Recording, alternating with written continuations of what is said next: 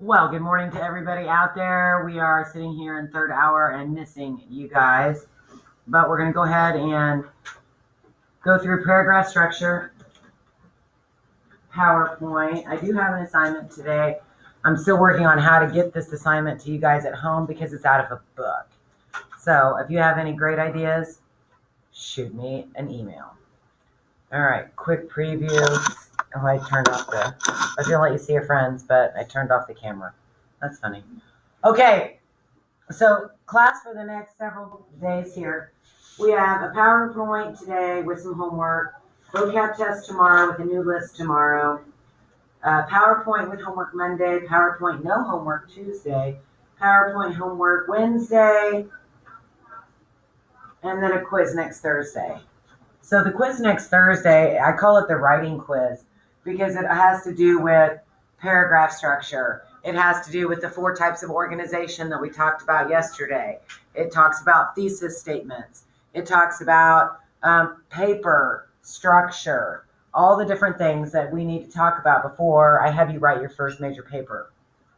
Okay, so we're really coming down to the wire here. We're getting ready to start your personal narrative that will begin. It's looking like October 5th is when we are going to go through the scoring guide for that and take off. So are there any questions? So do we just need to go over that slideshow or whatever you put in there yesterday by ourselves? Oh yeah, because you guys missed it. You were gone. It's only 7 slides. It's not difficult and there was no homework to go along with it. So if you look through there and you're not really sure what we're talking about, you need to come and find me or email me or text me or message me or call me or something. Let me know. All right, so paragraph structure. This is obviously what, goes in a paragraph. Oh, I have a public service announcement first, okay? Every teacher, ELA teacher, that is, at Highlands requires all paragraphs to contain a minimum of 5 sentences. So, can you have 10? Yes. But you can have 4, 3, or 2. There is no way that a paragraph of 4 sentences is a paragraph. Okay? We're going to talk about what goes in a paragraph today, which is going to become more obvious. But we, as a team here in this school district, have decided no fewer than 5 sentences per paragraph. All right? And you will lose points if you do fewer than 5. This is going to be confusing because I have this up for you guys, and then I have this right here for them. So it's confusing because they see this monitor right here. This is what you see when you're home. Okay, so the introduction is obviously the first paragraph of your paper, and this is where you introduce the subject that you will be writing about. It establishes the tone and the direction of the paper. What's tone? The mood, the attitude, the emotion involved, yes. And it identifies the thesis statement. Now, we're not really going to have a thesis statement in your personal narrative. Remember, you're just recounting an action or an activity or an event that occurred. But in all of our other ones, we will. There's a whole separate PowerPoint that we talk about thesis statements on. Okay? So, introduction, first paragraph of your paper. So many students, this is really true, folks. A lot of people find introductions extremely difficult to write first. So if students are stumped, I typically encourage them to begin with the body paragraphs and return to the introduction once the body paragraphs are complete. It is often easier to introduce a topic once you are extremely knowledgeable with the information in the other paragraphs. So I know you guys have probably, for the most part, been taught introduction. Write your introduction. I want to see introductions done today. Well, I myself, I've taken a lot of classes, I've written a lot of papers, and many times I found my own self struggling with the introduction. And that's because the introduction is an overview, right? It's like this big giant umbrella, and it's supposed to talk about everything that's underneath the umbrella. Well, it's really hard to do that if you haven't written those paragraphs yet. Sometimes once you get writing and you do further research, your ideas kind of take you in a different direction than where you originally thought. Okay? Nothing wrong with writing your body paragraphs first and going back and writing your introduction. I can almost guarantee you, if you write your introduction first, you will have to go back and tweak it and at least change your thesis a little bit. Okay? So if you're struggling with that introduction, I don't care. That's fine. Skip it. Move right on into your body paragraphs and start writing there. All right? And then if you need help when it's introduction time and you need me to come and help you work through your thoughts and read through your body paragraphs and help you come up with stuff, I'll do that too. All right? So writing a paper there really is a science to it. Okay? And how it is to be done. You guys, and to each his own. Some folks are just going to be able to spit out an introduction with no trouble. But if you're one of those that struggles, no fear, no worries. Jump on into body paragraph number 1. It'll be great. So here we're going to continue with introduction. I'm trying to get that crap off the screen. Okay. It should go away. Maybe. Good. Introduction layout. So what goes in your introduction? Obviously, you have a topic sentence, and it's what the paragraph is about. Lots of times, of course, it kind of depends on your paper, the type of paper you are writing, but a hook is always great. Hook is a catchy quote, an absolutely ridiculous statistic, or an anecdote. We talked about anecdotes yesterday. For those of you that were gone, those are little stories about something that happened to someone, okay? So if you're writing a persuasive paper on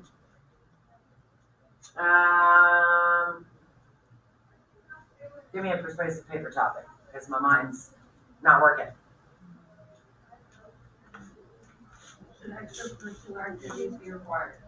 Should extracurricular activities be required in high school? That's a great topic. Let's say you think they should. So you're doing some research out there and you find a story, an anecdote, a quick little story about some girl who maybe wasn't doing very well in school until someone suggested that she try out for the cross country team, and she made it, and she was excelling at running, and then all of a sudden her grades went up, her attitude improved, she wanted to come to school, she found something she was interested in, she found people that she had similar interests with, and that's what an anecdote is when you go out and you find a little story that sides with your opinion on something or works with your topic, and you start your paper off recounting that story. Okay? And it is really, especially in persuasive papers, they are typically emotional in nature. And so although not often will emotions change somebody's mind, they definitely pull the reader in. You get them interested in an emotional aspect of it, they're going to want to read more. Okay? And then once they start reading more, that's when you hit them with the facts and the statistics and the definitions and the hard ethical and logical information. Okay, that's stuff that changes minds. After that, we're going to have our supporting sentences, which is going to be 2 or more. You see, I have a plus sign there, and that's because obviously 1 sentence, 2 sentences, probably at least going to have 3, but it could be more. And that's fine. All right? So they're supporting sentences. An introduction, these will typically further introduce your topic by providing background information. Okay? So on the topic of should extracurriculars be required, let's say you start with an anecdote, and your supporting sentences might be something along the lines of, for years, extracurricular activities have not been required in schools across this country, with numbers of failing students continuing to rise, attendance becoming an even larger issue, and discipline skyrocketing through the roof. Maybe districts should look towards a different answer. Okay? That you're just introducing your idea further. Okay? That's all that would be. Questions about introductions. Your thesis statement goes at the end. Sometimes I have kids come up here, and when they get up here, they want to put them at the very beginning of the introduction. That is not where they go. It's the last or the second to last sentence of your introduction. Okay? And again, we're going to talk, we have a whole PowerPoint about thesis statements and how to write them and what they look like.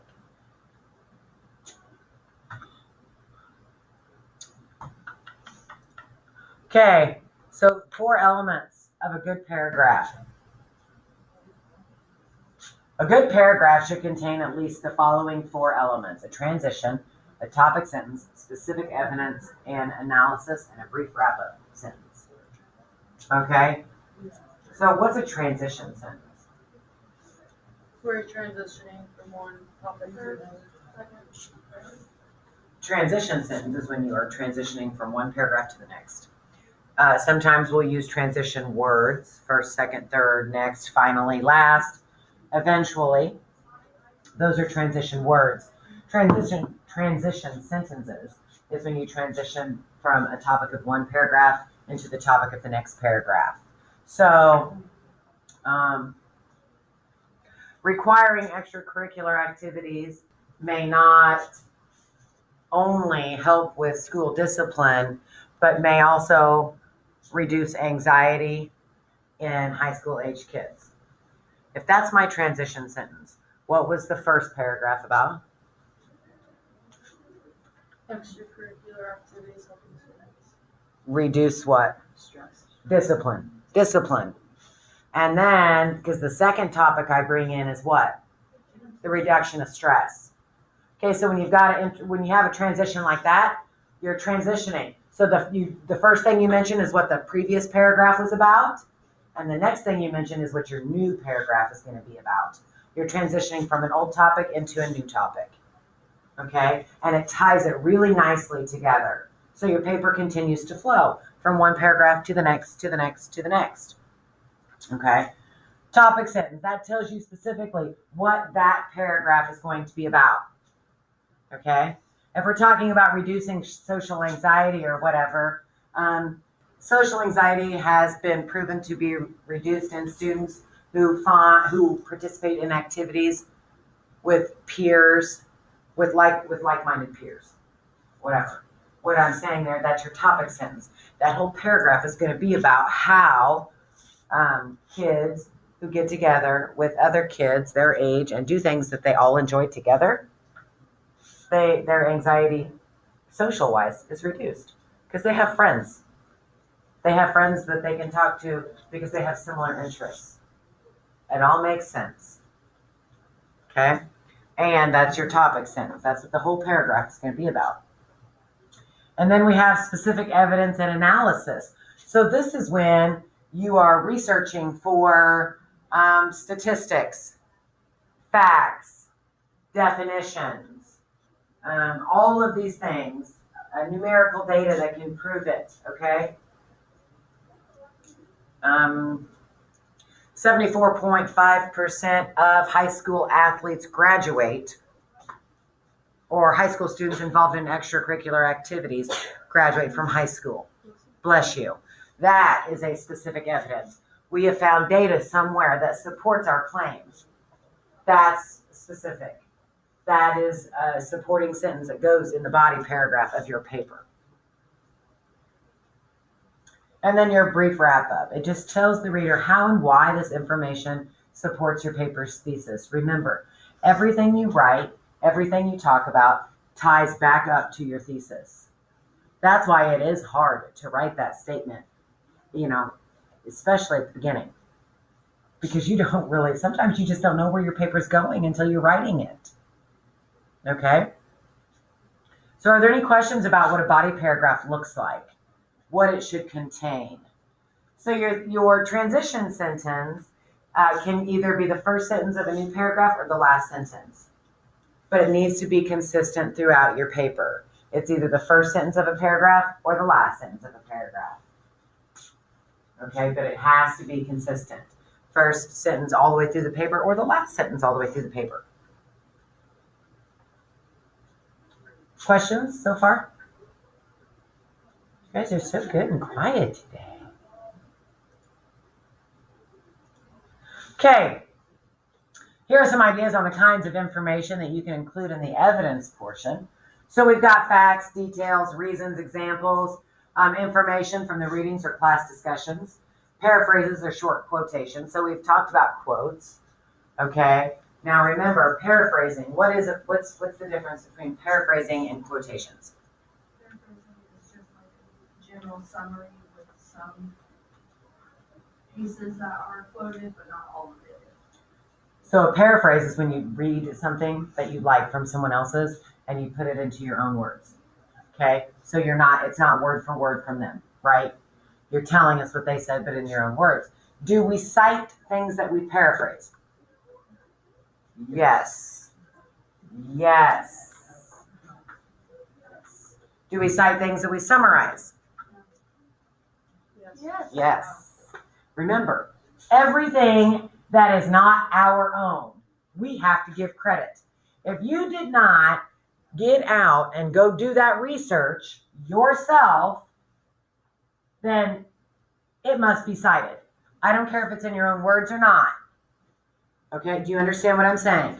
If you did not drive to a city and conduct a research or a study about kids and extracurricular activities on your own, analyze that information, then you better be giving credit to whomever did. Because if you don't, whether it's intentional or unintentional, it's plagiarism. Okay? So we always give credit to whomever had that information. Statistic, polls, percentage, data from research, personal experience, or stories from your life. Depending on your topic, but maybe you interview somebody for something, that would work. I'm going to stress, and I cannot stress this enough, this being an election year, there are so many things out there that have bias in them, whether it's for the Republican Party or for the Democratic Party. It doesn't matter. Be sure when you are doing your research that you are not reading blogs or vlogs or blah, blah, blah, or whatever. Find factual information. And there are certain sites and search engines that we can go to they're academic journals and will help reduce the likelihood of your stuff being contaminated with political bias. But it's everywhere out there. I know you see it. You can't turn on the TV or Facebook without seeing it anywhere. So we are going to have to be extremely, extremely careful when we are researching in that. Any questions?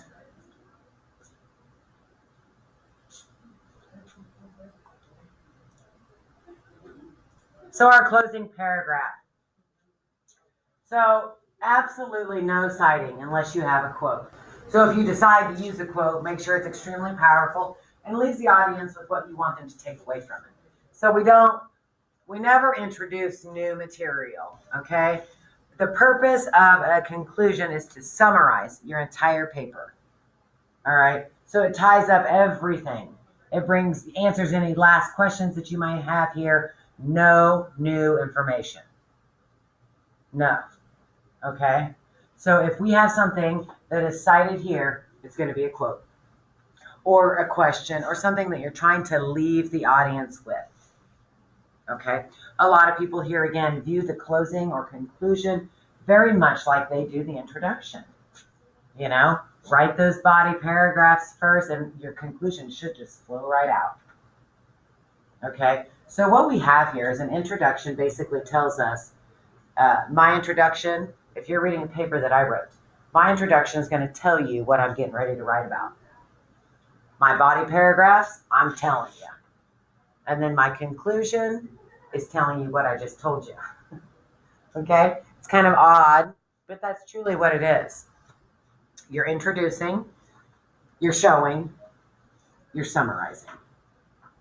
All right? That's pretty much what everything, when you're presenting, whether it's speech, presenting a speech, or whether it's a paper, that's what you do. You introduce, you tell, you summarize. All right? Summaries or conclusions are very important because this is the last idea you leave in someone's head. Okay? The last main points that you want them to take away from everything else that you have just presented. So conclusions, many of you like to start your conclusions with things like in closing or in conclusion. in this paper I told you about? No. X. Ixnay. Do not use phrases like that anymore. Those are gone. Out the door.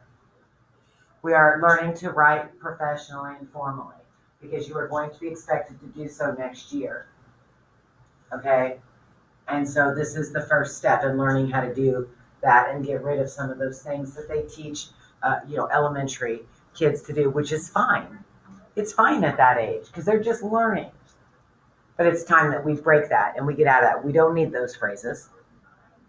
We don't need those phrases. Anybody reading your paper knows at your conclusion. You don't have to tell them.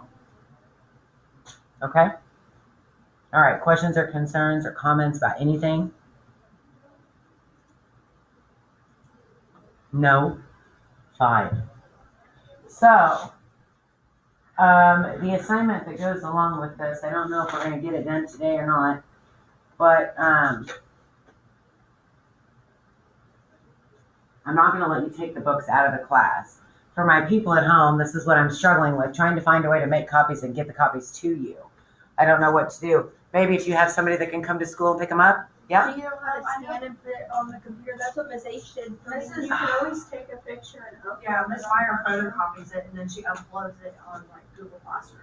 So I take a picture with my phone And you can Yeah. upload it. and then email it to myself? No, you can just go to Classroom and you can upload a photo from your camera roll. But is it a PDF or can they type on it? It's a PDF. Well, they can't type on a PDF. They can could open it get with They could docs. open up a docs. Yeah. Like attach it to what. Like when you open a it. PDF. Oh my gosh, you guys are making my day. Yeah, Miss H Let me like see if I can figure it out. scanned mine and then she could like upload it to Classroom because she had like a packet. Forgot to give to me. Okay, let me see here. All right, so hi. Hi, now you can see me. Isn't that fabulous? Kind of here. That's not really where I want the camera aimed at. Hi. So this is the book. Okay. Your classmates are giving me some fabulous ideas. Hi. The webcam fell. That's ridiculous and embarrassing. Hi. Here it is again. Okay. Your classmates are giving me some fabulous ideas on how to get this to you. So stay tuned, buddies. It's coming your way. So these folks legit are brand new books, like came in on Monday. They were individually wrapped. Here, see them, friends? Yeah, woohoo. Individually wrapped. These are probably going to have to last, after I'm dead. So I need you guys to take care of them. Okay, I need you to take care of them. So I would like to keep them in the classroom as much as possible. When you open them up, they do have some of the rich schools. They buy these every year for their classes, where each kid gets one, because there's spaces to write in them, and the pages can be easy, have the easy tear out, the perforation to where you can tear them out and turn them in. Well, we unfortunately do not have that financial capability. Shucks. So we're going to do what we have to do. I'm asking that you are very gentle with these. I'm asking that when you're done, you put them back on the shelf very carefully. I'm asking that when you have them, you do not write in them. Okay? Let's be very respectful. I'm so excited to have new books. It's been so long since I've had new books. So please act responsibly. And you at home, stay tuned. Assignment coming to you. Let me see if I can stop this bad boy.